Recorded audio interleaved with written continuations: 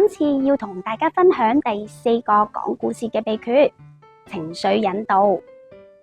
故事唔只係娛樂，同小朋友講故事係引導情緒嘅好方法。例如，當小朋友出現不安、焦慮呢啲負面情緒嘅時候，家長可以揾某啲書籍開解佢。例如講我變成一隻噴火龍了，可以問你嬲嗰陣會唔會都好似噴火龍一樣咁想爆炸㗎？又例如講愛哭公主，可以問你有冇試過因為唔開心而喊呢？喊完有冇好啲啊？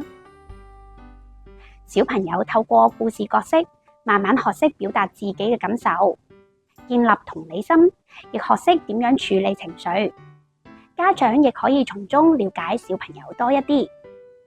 同小朋友進行情緒教育唔一定係說教，透過故事分享可以更自然、更有